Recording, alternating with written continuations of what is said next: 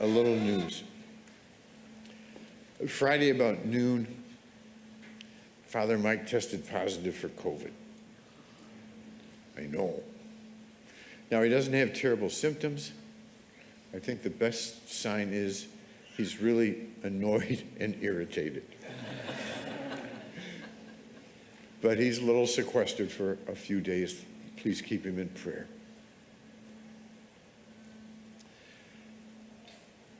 I watched a lot of football last Monday, and it got to the point of, oh gosh, another game. So I wasn't watching when the tackle happened, and Damar Hamlin stood up and keeled over. But I did get over to the TV. It was such a strange time. The announcers were at such a loss. What do we do? Oh, we're going to delay the game 5 minutes.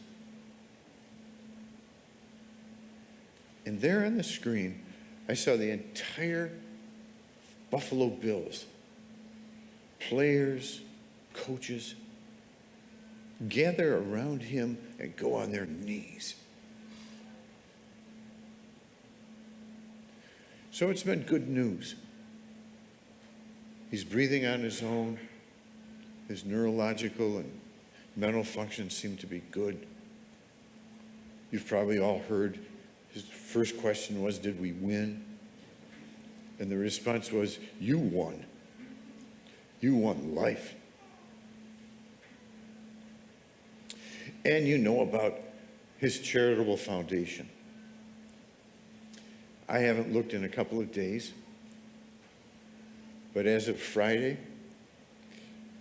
it had raised $8 million. So the name of the charitable foundation is Chasing M's. And I was really mystified. What is this all about? M&Ms? Miracles? Well, it's chasing millions. Now, he's only been in the league for 2 years. But it's significant and kind of touching that right off the bat, he would start this charitable foundation. His initial goal was to raise $2,500 to buy toys for the children at his mother's daycare. $8 million. Now, seriously, has anybody donated to that? Neither have I. And nobody at the 4:30 Mass has donated either. And perhaps it's because we have plenty of other things to donate to. But $8 million, maybe it's up to $9 million by now. How do you respond to a situation like that? How do you respond when life goes on, and it always does, and suddenly everything stops? Suddenly, in the midst of vitality and strength and energy, there's this confrontation with near death. And so many responded by giving.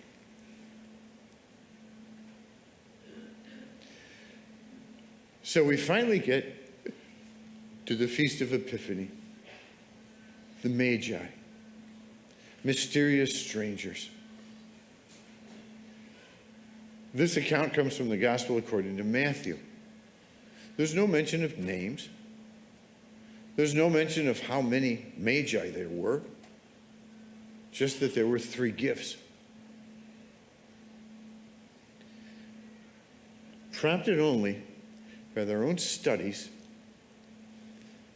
and this star that they observed at its rising, they were convinced that a new king had been born and determined to do him homage.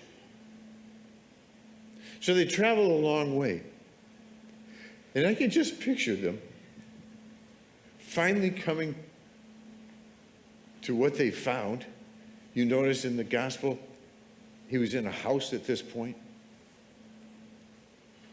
But I can just picture them outside saying, "This does not look like a kingly dwelling. We better check our GPS. Maybe we have the wrong address."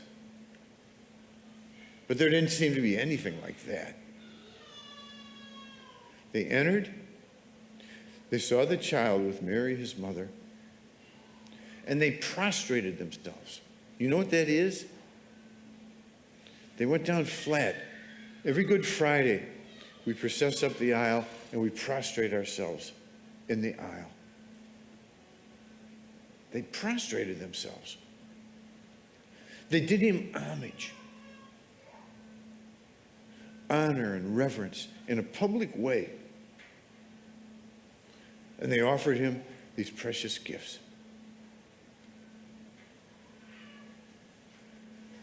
What did they get out of it? We certainly remember, we're inspired, we honor them. But there's no evidence that they got anything, because this was all about giving.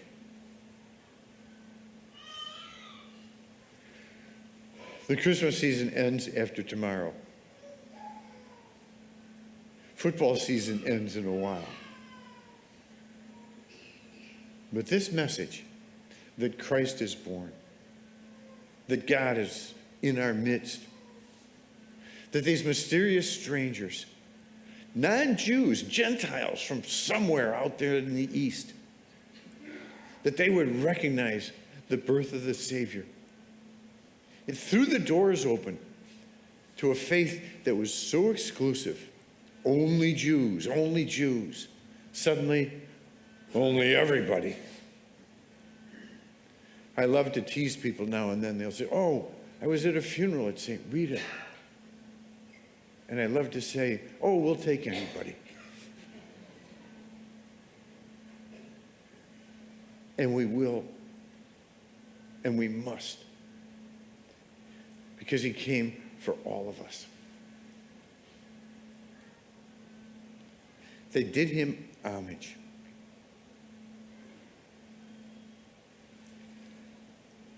You know, you come to some churches and it's absolutely silent before Mass.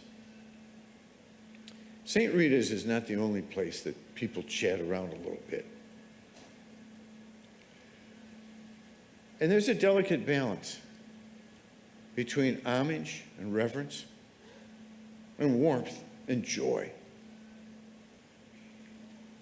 Don't abandon the reverence. And hear this call about doing homage. Whoever they were unlikely characters to lay down flat on the floor in front of a little baby. But they did.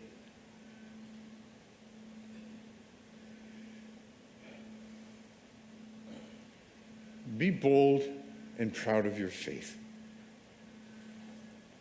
When you're at a restaurant, say a meal prayer. Go ahead and make the sign of the cross. Somebody might notice, even if you do this.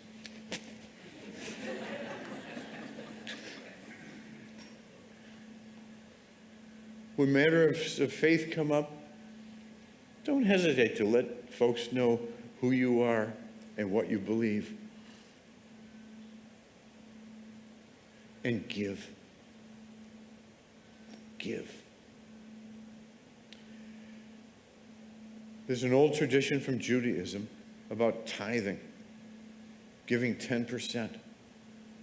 I mentioned that to a few folks the other night, and they kind of gasped. 10%. Well, give. In one sense, we never have enough. In another sense, we always have enough. And if 10% seems out of reach, creep it up a little bit toward that. We're so often struggling with, well, what do I get out of this? I worked hard for this. This is mine. But something happens when, like those magi of old, we simply give. Something happens within. There's a new openness. Something happens over and over again. The accounts are endless of how generosity is repaid in kind. Give and it will be given to you, overflowing, mounted over, lavishly. The measure with which you give will be given back to you. Savor this gift. And hear the call, the model of these mysterious strangers, to not worry about getting, but be newly devoted to giving. May God bless us all.